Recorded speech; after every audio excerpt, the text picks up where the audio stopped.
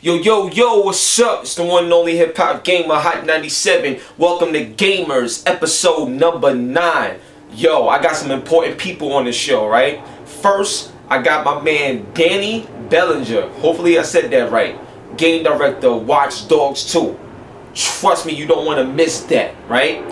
Then, I got some PlayStation VR gameplay and an interview with my man David Lee. And just to let y'all know, David Lee is special.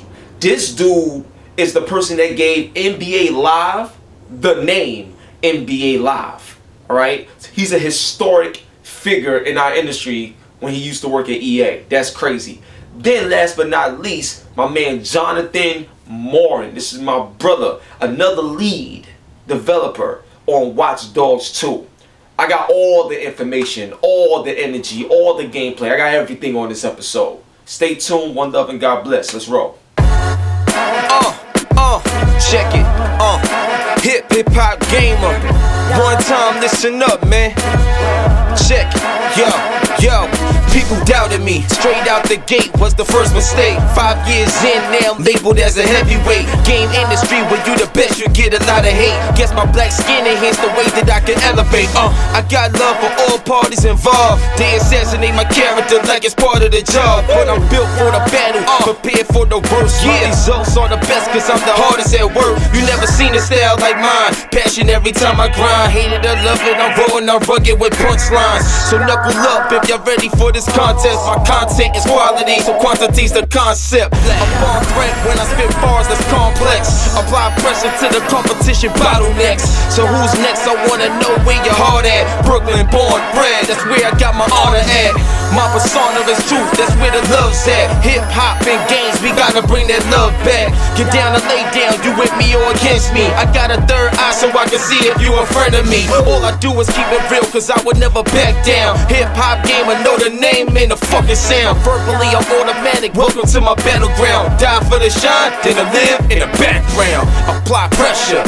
Yo, what's up? It's the one and only Hip Hop Gamer, Hot 97. I got my man Denny. Listen, man, let them know who you are, what you do, and what the hell are you guys making with Watch Dogs 2. It's so much better than the first one from what we see, but it seems a bit more personal now. So walk us through this whole experience. Well, I'm the game director, Danny Belanger, on Watch Dogs 2. Watch Dogs 2 is about a brilliant hacker called Marcus Holloway, part of a hacker group. He's in DedSec, they're called DedSec, and what they're doing, they're exposing crimes done through technology.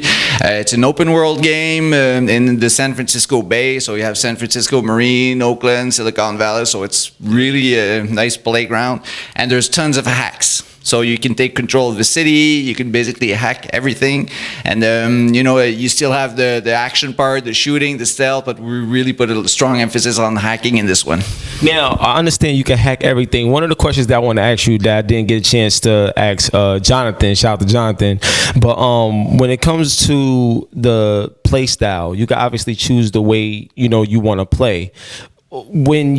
Is there a certain direction that the developers want you to play, like in terms of the way the game comes at you, or is there benefits to any style that you decide to go as? Because everybody plays differently. Well, that's what we want. We know players are all different. Some are like action and shooting. Some like being stealthy and ghost. Some like being trickster. For us, it's the hacker. It's like you can project yourself in the environment, really play with the systems, finish a mission without even actually entering the space.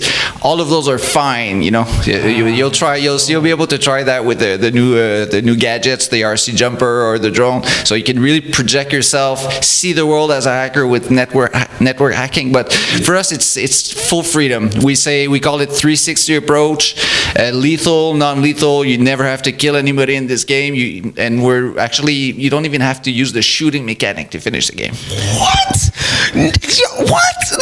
That's crazy. So now a big question. Y'all had a big reveal, with the PS4 Pro and things that you're doing to take care of PS4 Pro. Now, I know this question has been thrown at you a lot, but I want to come at it a different way.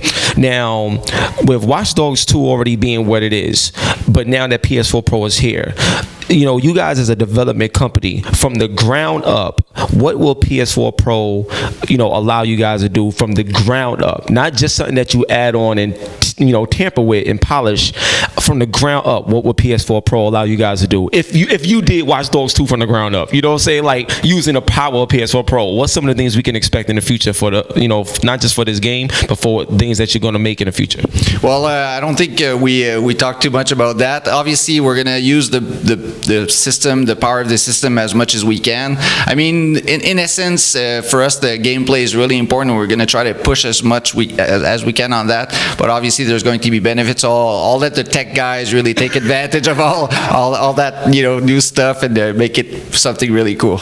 Cool. Now, as a game director, what's some of the things that's your sole responsibility in terms of making sure this game gets done? The people see your vision, because I work with a company called Coda Camps, and everybody that plays games, a lot of them also want to make them. So, someone like you, and your perspective, being a game director, what's some of the things that you're in charge of to make sure the excellence of this game becomes true to life? Well, teams now are really big, so we have to kind of split responsibility. I'm really taking care of the open world, so making sure there's a lot of fun stuff to do, that the world is good to explore. I take care of all the progression, so how the economy of the game, how do you get money, how do you get research points, so it's a good and nice, progressive and varied experience. I take control. I also oversee the driving, the game mechanics of shooting, the cover system. Basically, that's as a sum, and then there's a lot of designers working with us, so everyone is doing like each their part. So someone is really specialized, say in the controls of the character. That's what he does, and another guy will take and do all the economy, so all the prices in shops and all these things. So we really have to split responsibility because there's so much to do. Yeah. So we kind of we split it up between us, and then we work together, so it's a kind of a unified experience. I would love to just be there, like, you know what I'm saying, just to see and learn how y'all put this together, because that to me right there, I think, is the pure genius and the fun part of the games that we get a chance to play as consumers. Last question. When it comes to the first Watch Dogs and Aiden Pearce, is Aiden Pearce completely gone from the Watch Dogs series, or is there room for him to possibly exist again, or certain paths may cross? He's smiling. Let me tell you, I've been doing this a long time, kid. You know what I'm saying? When I feel the energy, there's a connection here. So walk me through that if there's any possibilities. Well, Aiden and Watch Dogs 1 is definitely part of the universe, but I'm not going to spoil anything. There's going to be T-Bone coming back. You saw that in the story trailer. Dead Sick was there in the first game, so definitely part of the same universe, but I'm sorry, I don't want to spoil that. No, I appreciate it. Yo, who get the best questions here? You already know what it is, man. It's the one and only hip-hop gamer, Hot 97. I got my man Denny, game director on Watch Dogs 2. And when does it come out? November 15th. November 15th, and that's my birthday month. So you already know what to get me, all right? You already know what it is. One love and God bless, and I thank you, man. Seriously. Yo, we out of here. Peace.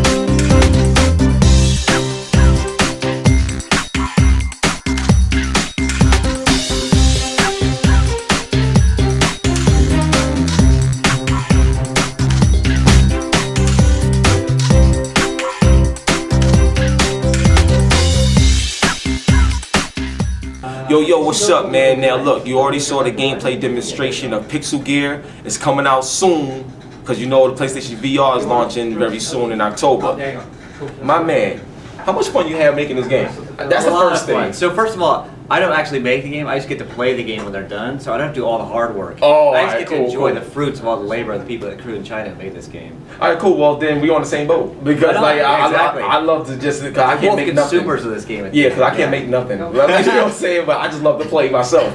Now, one of the things that I want to ask you when it comes to PlayStation VR, when you first got the chance to get a hold of it, did you truly feel like this was it? This was the like revolution of VR, or did you feel that I'm not sure if we should mess with this? Like, what was the initial reaction to when they brought it to you? Well, I mean, so I've played all the PC VR stations as well as the PlayStation VR. What's great about the PlayStation VR is that it gives you in one package. It's easy to set up. It's not as expensive, and it just works seamlessly. And for developers, it means you don't have to design for multiple PC specs. You just design for the PlayStation 4 itself, make it work perfectly, and you know exactly what the player's going to get. So it makes it a very steady, smooth experience.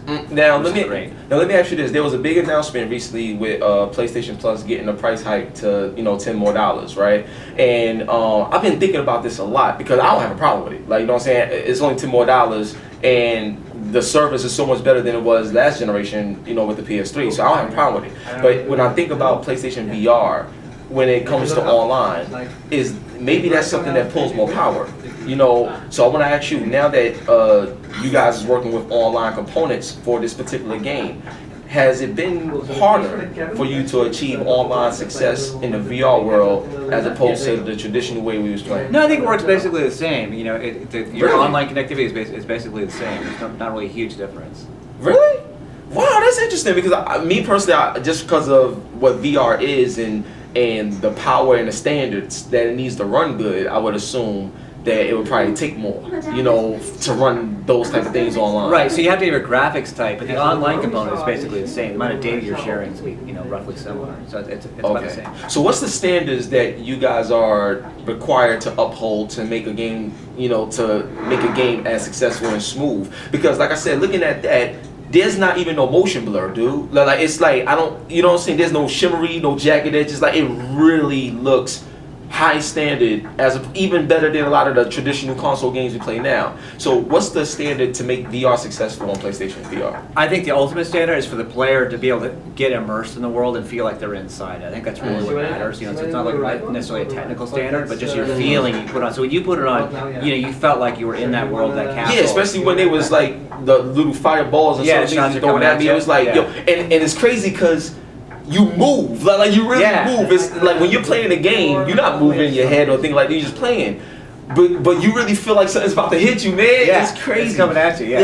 Jerking your head I back, love right? that. Like that's fire. So now, I noticed in the game, there's a weapon wheel. You know what I'm saying? Yeah. So you were saying that there's going to be other weapons and things of that game. So things of that nature. So will there be any customization in this game? Because a game like this and how immersed you feel, those elements of customization means more. Like, what's up? Right. So the short answer is really no. Damn. The long answer is that there's a whole bunch of different weapons you can choose, and you can switch them on the fly. Okay. So if you can say, stay at the beginning of the level, when it's a little slower, you can use the default pistol, the advantage of which is it has unlimited ammo, right? So you can shoot as many times as you want and never run out of ammo. When you switch to a custom weapon you upgrade during the game, you have limited ammo, so you may need to buy more ammo. So you can start off with a default pistol when it's slow, and then switch to your machine pistol to mow down people when they start getting a little more intense. They're getting closer to you.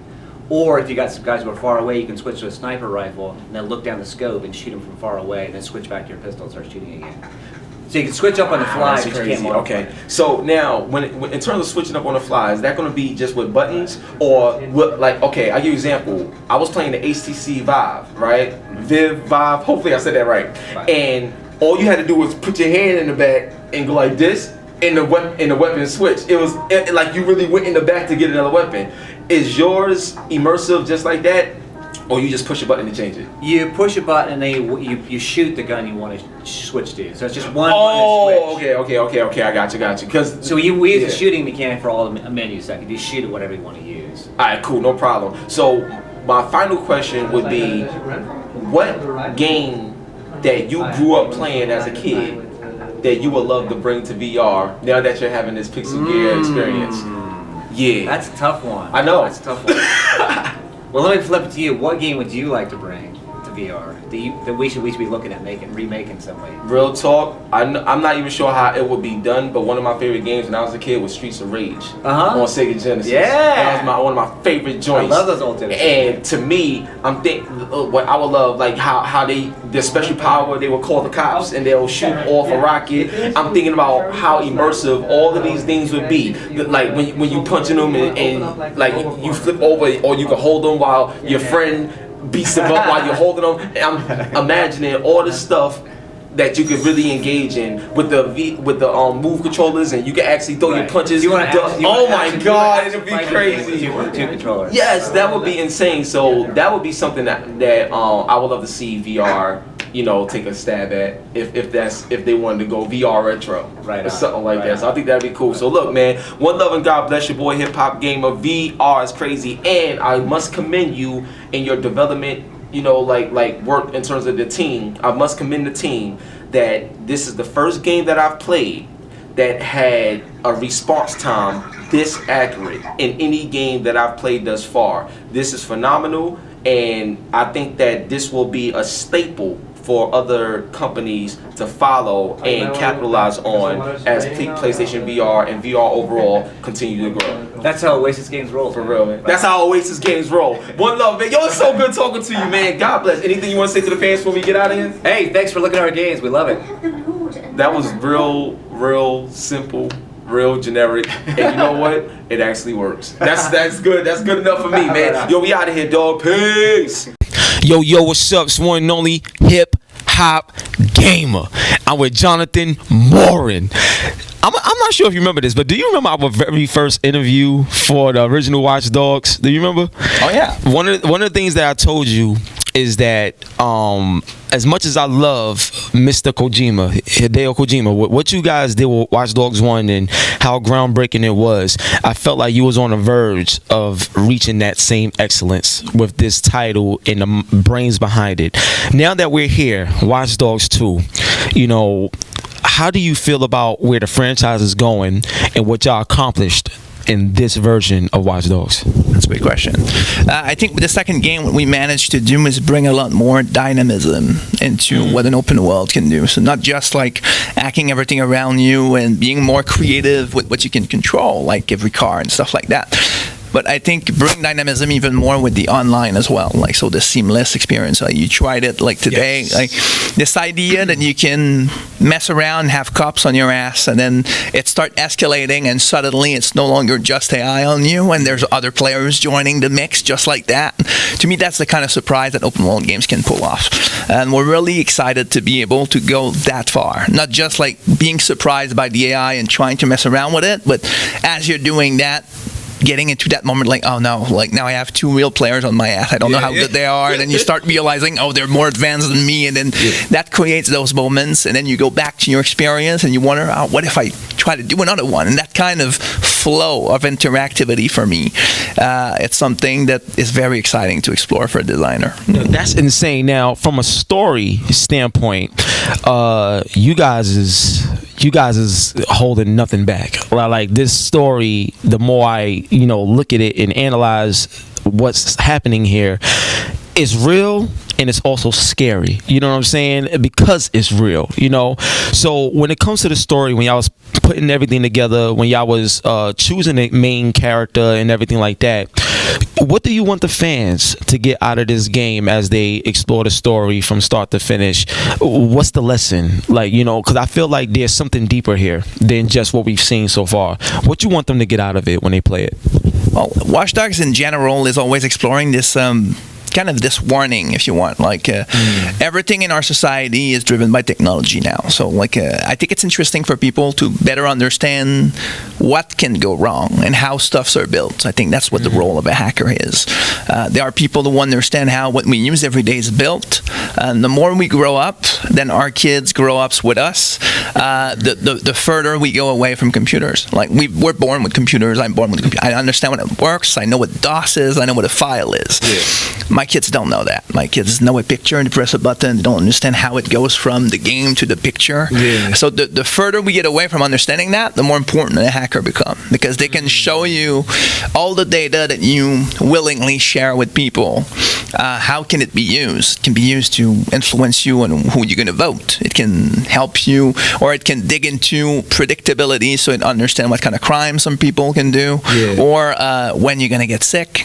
And these information can start getting sold to people. So it starts to open up for a lot of important questions. Watch Dogs 2 doesn't point at one of those problems.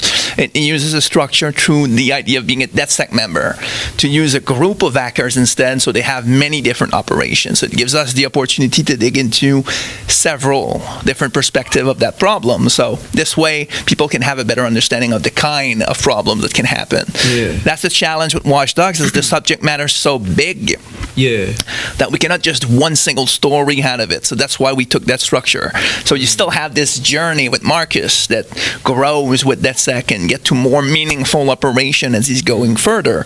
But as a player, then you get to witness and explore like stuff like AI, like politics, like social media, like very different aspects of it. So it gives a more rich connection between the narrative and the subject matter that is Watch Dogs. That is phenomenal, man. Now, one of the things about this game that I feel everybody should play, like everybody got to experience this, and that's the Bounty Hunter mode. The Bounty Hunter mode. I gotta go on record. You gotta hold the belt when I say this. Okay. I'm gonna go on record and say this. Shout out to my man Dom in the back. You know what I'm saying? Everybody gotta know this, okay? I'm one of the biggest fans of Grand Theft Auto since the beginning, since it was a top-down joint, all right? And one of the things about Grand Theft Auto that people love was the online and all the cool stuff that Rockstar Games is doing. I'm gonna tell you right now, this Bounty Hunter mode, the way you guys took, the cops and how players could join the cops and everybody just come get you, and you got this big world to run in and hide in and do all these other things. They can even hack your vehicle while you in there. It happened to me. Yeah. Like all this other stuff. The level of fun that I've had with Watch Dogs 2, I believe will energize the entire industry, from a creator and an end user, and remind them why we play games. That one mode, I believe, will remind people why we love games, why we play games, and why we should respect the challenges it takes to make what we play, because it's the most fun. I mean, this is Game of the Year talk. This is the most fun I've had in an open world game since like a Grand Theft Auto 4 or something like that. Like it, damn, yo, it's really that well. So now the question I want to pose to you: you got trickster gameplay, you got go guns blazing, and you have your stealth. Yep. Now I'm a guns blazing type of dude. Definitely. But yeah, you know that. Yeah. I'm a guns blazing type of dude. But is there bonuses to each play style? The reason why I say that is because a lot of games you'll get bonus rewards for playing this way. But what about the other ways? Like, you know what I'm saying? Do you guys have anything in place where no matter how you play, you can be rewarded?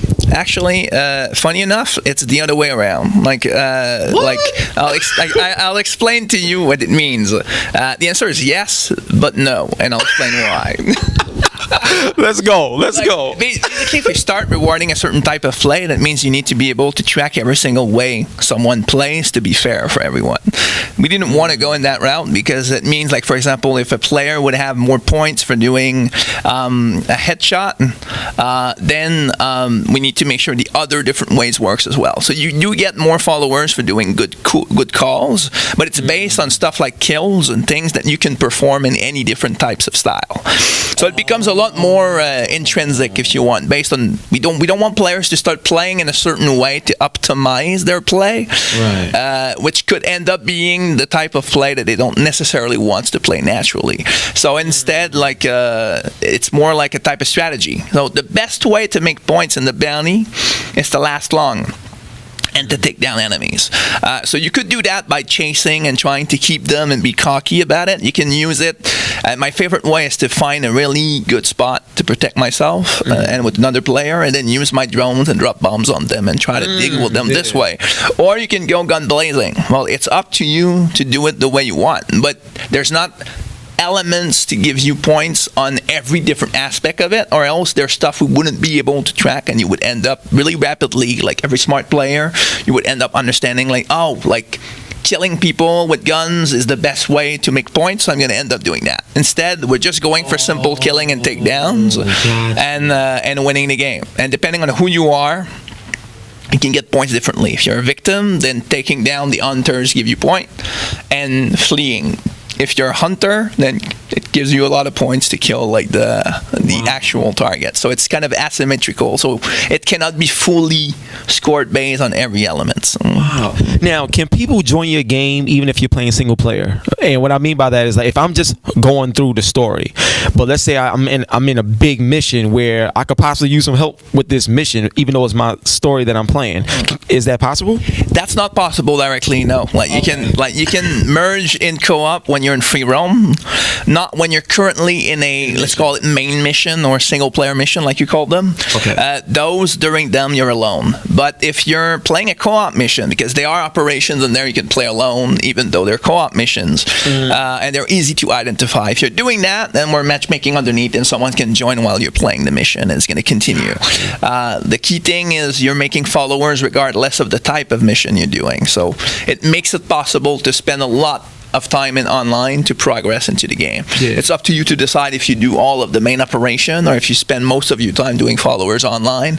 Both ways are legitimate and you can finish the story the same way. Yeah. It's just that you're going to miss some of the main operation. You can come and play them afterwards. It doesn't matter. If one subject matters doesn't interest you as much, it's just don't play it or come do it later. So at this way, you just have like a more open structure, just like a giant buffet so you can do your own choices. That's dope. Now when we was, I forgot his name. Falco, I think it's Falco. The league, yeah. He's like the league level designer or something, right? So he took time out to be like, look, see, this is running on the PlayStation 4. Okay, so you can see it. It's because the graphics, everything looks crazy. Now I'm gonna tell y'all something, right? I brought the drone out. I went all the way to. I saw the Golden Gate Bridge. I looked around. I saw all this. Like, yo, it looked crazy. You can see the little cars going like from the top. I was like, yo, they stepped it up from a graphical standpoint. So, not to revisit what happened during Watch Dogs 1, but what I want to say is the fact that he took time out to say, look, this is on PS4. It's not running on no PC. This is PS4. I like that. But on top of that, with the Neo coming out and being announced and stuff like that, is there a Watch Dogs 2 Neo version that fans could look out for? And the reason why I ask that is because when you're dealing with an open world game, it takes a lot. It's very demanding. You know what I'm saying? And to me, I feel like with what the Neo is doing, I'm like, this could be a great opportunity to show for Sony to show why Neo is necessary right now, and also to have a big extra redemption of the Watch Dogs brand from a graphical performance standpoint. Have you guys tested it out? Will we see a Watch Dogs Neo? Right now we're focusing on November 15 with PS4 and the Xbox and the PC. As far as the other opportunities, I think we still have to look into those things. Like we have nothing to announce right now on that, and I'm sure like plenty of programmers are digging into these kind of opportunities. But for now, like it's mostly like PS4, Xbox, and PC for November 15. All right, I can't. And I joined the PC Master Race, so I'm getting the PC version. I can't wait. I want to play Watch Dogs in 4K at 100 frames a second. Like I'm about to go crazy. I'm so hyped. Like, you know what I'm saying? But that's another conversation. Now I got a few more questions. We're gonna wrap it up. One of the things that I've been wanted to ask you especially is I want to give a big shout out to Coder Camps. Like my friend Thomas, he has this it's called Coder Camps, and they're teaching kids and students how to make games and things like that. I would love if you could like speak to that audience real quick and kind of give a little insight on what it takes to do.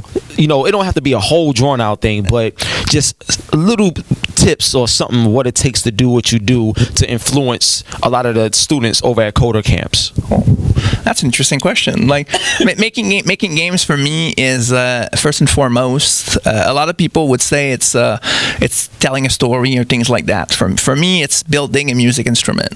So it's and what I like about that is this analogy is you need to consider the person who's going to take the guitar in his hand, for example, and start playing with it. So it shouldn't be something that tells the guitar player, play it this way. It's something you craft and you give it to someone, and you should be interested to know what players will do with it instead of just telling them something. So I think open your minds to how people play the game, listen to how they like something or don't like something, understand or don't understand something, and try to refine it so that they can impress you with what you've created. Don't try to impress them with what you create. Let them impress you with it, and I think you're gonna make a better game if they're able to do that.